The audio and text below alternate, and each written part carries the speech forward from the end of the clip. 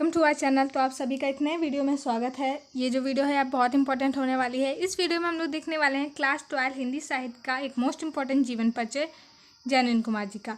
तो जो क्लास 12 का चैप्टर 2 है उसके जो राइटर हैं जैनिन कुमार जी, उनका हम लोग इस वीडियो में जीवन परिचय देखने वाले हैं। तो ये जीवन परिचय आपका बहुत ही ईजी लैंग्वेज में होने वाला है, आप लोगों को बहुत ही जल्दी लर्न हो जाएगा, बहुत ही आसानी से। तो ये जो जीवन परिचय हम लोग हेडिंग वाइज लर्न करने वाले हैं, मतलब कि हेडिंग लिख के इनका जीवन परिचय लिखेंगे।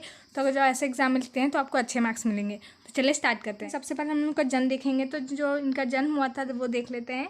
जैनिन कुमार जी का जन्म अलीगढ़ जिले के कौड़ियागंज नामक कस्बे में सन 1905 में हुआ था। तो जो जैनिन कुमार जी हैं इनका जन्म जो है अलीगढ़ जिले के जो कौड़ियागंज नामक कस्बा है वहाँ पर हुआ था 1905 में।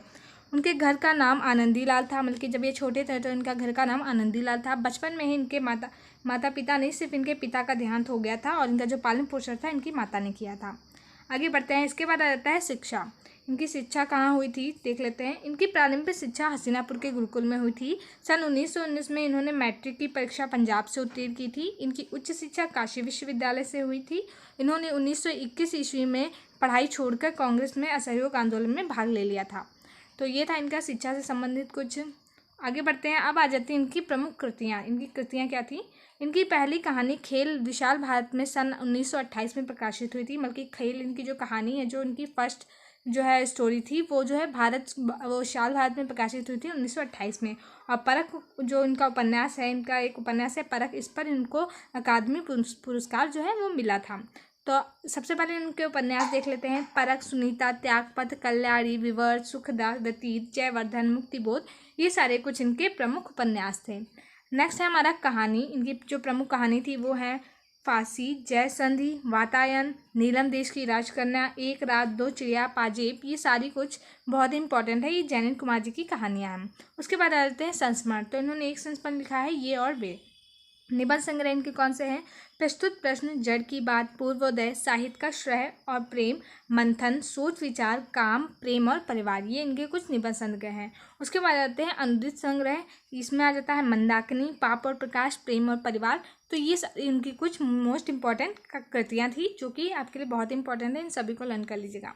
आगे बढ़ते हैं। इसके बाद आ जाता है इनके साहित्यिक परिचय।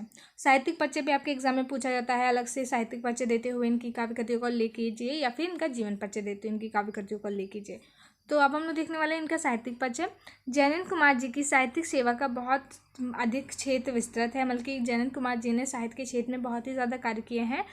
लौकिक कथाकार के रूप में वे जितने अधिक निखरे हैं, उतने ही निबंधकार और विचारक के रूप में भी उन्होंने अपनी प्रतिभा का सहज परिचय दिया है। तो क्या बताया जा रहा है कि जो ये जैनिन कुमार जी हैं ये एक लौकिक कथाकार हैं, बल्कि और इन्होंने निबंध और विचारक के रूप में भी बहुत ज़्यादा कार्य किया है हमारे हिंदी साहित्य के क्षेत्र में। इनकी साहित्यिक सेवाओं का विवरण इस प्रकार है। उपन्यास के रूप में, उपन्यासकार के रूप में जैनेन्द्र जी ने अनेक उपन्यासों की रचना की है। उनका पहला उपन्यास परख है जो कि 1929 में प्रकाशित हुआ था, जिसके लिए इनको अकादमिक पुरस्कार भी मिला था। जैनेन्द्र जी की उपन्यास कला अत्यधिक संयंत्र एवं प्रभावपूर्ण थी। आगे बढ़ते हैं। कहानीकार के रूप में इन्होंने कहानियाँ भी बहुत सारी लिखी है। उनकी प्रथम कहानी खेल है जो कि 1928 में विशाल भारत में प्रकाशित हुई थी। इसके बाद जो है इन्होंने कहानी और उपन्यास निरंतर लिखा, मतलब बहुत सारे कहानी और उपन्यासों का संग्रह हिंदी साहित्य में इन्होंने प्रदान किया है। कहानी के रूप में उन्होंने कथा साहित्य में नवीनता की स्थापना की है। आगे बढ़ते हैं। गद्य साहित्य में स्थान।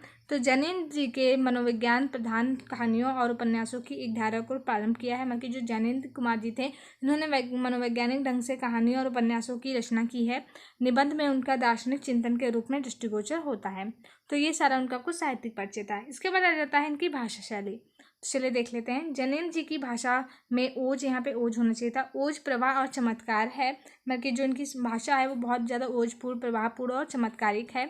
इनकी भाषा में अंग्रेजी पर बहुत अधिक मतलब कि बहुत अधिक प्रभाव है। इनकी जो भाषा है उसमें अंग्रेजी का कुछ शब्द देखने को मिलते हैं, या कभी कभी ऐसा लगता है कि जो इनकी भाषा है वो पहले इन्होंने इंग्लिश से हिंदी में ट्रांसलेट करके लिखा हो, इस टाइप से। जैनिन जी के निबंधों की भाषा मूलतः चिंतन की भाषा रही है।